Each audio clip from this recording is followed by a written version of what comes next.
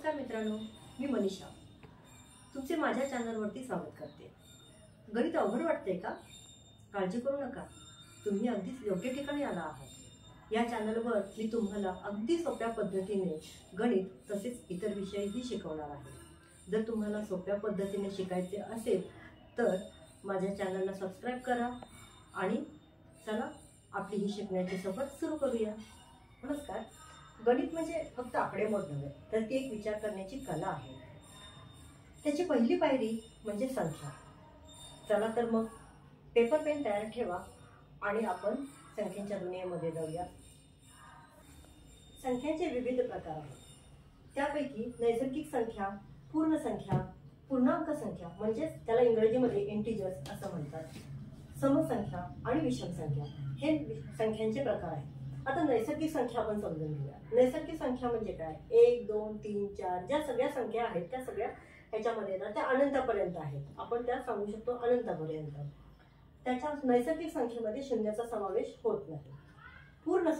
पूर्ण संख्येमध्ये शून्याचा समावेश होतो आणि 1 2 3 4 5 तिथून पुढे अनंतापर्यंत ह्या पूर्ण संख्या असतात। नंतर पूर्णांक संख्या, त्याला इंग्रजीमध्ये इंटिजर्स असं म्हणतात।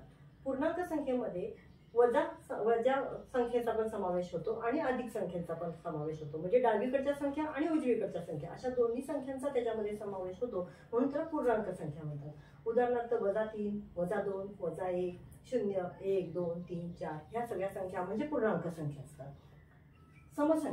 समसंख्या म्हणजे 2 4 6 8 समसंख्या कशाला म्हणायचं की ज्याला दोन्ही पूर्ण भाग जातो आणि बाकी शून्य उरते त्याला समसंख्या म्हणतात।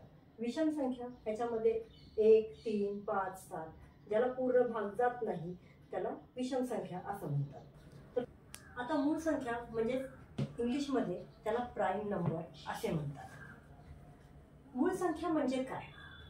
तर ज्या संख्येला त्या आणि फक्त त्याच संख्येने भाग जातो, त्या व्यतिरिक्त कोणत्याही संख्येने भाग जात नाही त्याला मूळ संख्या असं म्हणतात। एक आणि तीच संख्या, बाकी कुठल्याही संख्येने त्या संख्येला भाग जात नाही म्हणून तिला मूळ संख्या म्हणतात।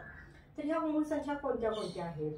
3 5 7 11 13 17 ह्या मूळ संख्या आहेत। तर तुम्हाला सांगते 1 ते 100 हे जे अंक आहेत ह्या अंकांमध्ये एकूण 25 मूळ संख्या आहेत। मुलांना वारंवार एक प्रश्न विचारला जातो, त्यांच्या परीक्षेमध्ये एक प्रश्न असतो, तो म्हणजे दिलेल्या संख्या ह्या ट्रू आहेत की फॉल्स आहेत?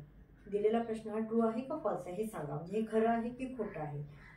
किंवा म्हणजेच नैसर्गिक संख्या ही पूर्ण संख्या आहे का? परिमेय संख्या ही नैसर्गिक संख्या आहे का? आहे की नाही हे ओळखा असं दिलेलं असतं। बऱ्याच वेळेला मुलांचा याच्यामध्ये गोंधळ होतो। तर हे समजावून सांगण्यासाठी माझ्याकडे एक छोटीशी ट्रिक आहे। ती एक छोटीशी पद्धत काय आहे ती मी तुम्हाला आज सांगणार आहे। तर ती ही आहे, या पद्धतीमध्ये तुम्ही ते अगदी सोप्या पद्धतीने शिकू शकता। याच्यामध्ये बघा, नैसर्गिक संख्या सगळ्यात खाली लिहिलेली आहे एका छोट्या बॉक्समध्ये। त्याला कव्हर केले पूर्ण संख्येच्या बॉक्सने, त्याला कव्हर केले पूर्णांक संख्येच्या बॉक्सने आणि त्याला कव्हर केले परिमेय संख्येच्या बॉक्सने। आता परिमेय संख्या काय आहे हे थोड्या वेळाने मी तुम्हाला सांगणारच आहे, त्यापूर्वी हे समजून घ्या। आता नैसर्गिक संख्या म्हणजे काय? नैसर्गिक संख्या म्हणजे ही उदाहरणार्थ मी सांगते तुम्हाला, 1 2 3 ही झाली नैसर्गिक संख्या। आता नैसर्गिक संख्या ही पूर्ण संख्या असू शकते। पूर्ण संख्येमध्ये काय येतं? 0 1 2 3 ह्या अशा संख्या येतात। पूर्ण संख्येमध्ये शून्यापासूनच्या सगळ्या संख्या येतात। आणि पूर्णांक संख्येमध्ये काय येतं तर त्याच्यामध्ये वजा सुद्धा येतं। -1 0 2 1 2 हे पूर्णांक संख्येमध्ये येतं। आणि परिमेय संख्येमध्ये 5/1 ह्याला परिमेय संख्या म्हणायचं। तर नैसर्गिक संख्येच्या मध्ये तुम्हाला म्हणजे नैसर्गिक संख्या ही पूर्ण संख्या असू शकते, पूर्ण संख्या पूर्णांक संख्या असू शकते आणि पूर्णांक संख्या ही परिमेय संख्या असू शकते। आता बघा, नैसर्गिक संख्येमध्ये 1 2 3 आहे। आता ह्यातला हा जो 2 आहे तो पूर्ण संख्येमध्ये सुद्धा आहे, बरोबर? जो 2 आहे तो इथं पण आहे। तसंच जो 2 हा आहे हा पूर्णांक संख्येमध्ये सुद्धा आहे। हाच 2 इथे सुद्धा येऊ शकतो, 2/1 इथे सुद्धा हा येऊ शकतो। पण आता मला सांगा की 2/1 हा पूर्णांक संख्येमध्ये आहे का? तर नाहीये। किंवा -1 हा पूर्ण संख्येमध्ये आहे का? तर नाहीये. किंवा हा 0 हा नैसर्गिक संख्येमध्ये आहे का, तर नाहीये. म्हणजे जसं जसं खालून आपण वरती जाऊ तसं ते ट्रू होतं आणि वरून आपण जसं जसं खाली येऊ तसं ते फॉल्स होतं. हे तुम्हाला समजलं असेल, सोपं वाटलं असेल तर ही ड्रॉइंग तुम्ही काढून घ्या, ही आकृती तुम्ही तुमच्या वहीमध्ये काढून घ्या, म्हणजे तुम्हाला ते समजून घ्यायला सोपं पडेल. दिलेल्या आकृतीनुसार आता मी तुम्हाला काही उदाहरण देते. त्या उदाहरणामध्ये मी तुम्हाला समजावून सांगेन की ह्या संख्या कशा ओळखायच्या. आता त्याच्यात बघा, उदाहरणामध्ये ही संख्या दिली आहे 37 म्हणजे 37. 7 अपॉन 5 म्हणजे 7/5 वजा 18 म्हणजे -18. ह्या संख्या आहेत आणि 0 ह्या संख्या आहेत. आता मला सांगा, 37 ही संख्या काय आहे? नैसर्गिक संख्या आहे, पूर्ण संख्या आहे, पूर्णांक संख्या आहे आणि परिमेय संख्या सुद्धा आहे. आता तुम्ही म्हणाल ही परिमेय संख्या कशी काय, तर 37/1 म्हणजे 37/1 असं लिहिल्यास म्हणजे ह्याच्या खाली हा न दिसणारा 1 हा असतोच, त्यामुळे ही परिमेय संख्या सुद्धा होऊ शकते. तसंच 7/5 ही सगळ्यात आकृतीमधील सगळ्यात वरची संख्या आहे, परिमेय संख्या.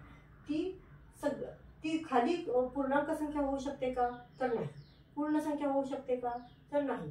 किंवा नैसर्गिक संख्या होऊ शकते का, तर नाही. म्हणजे त्याचा अर्थ तुम्ही जसं जसं खाली याल तसं ते फॉल्स होतं किंवा ते चुकीचं ठरतं. -18 म्हणजेच काय, -18 म्हणजे काय, ही आहे पूर्णांक संख्या. पण ती पूर्ण संख्या आहे का, तर नाही.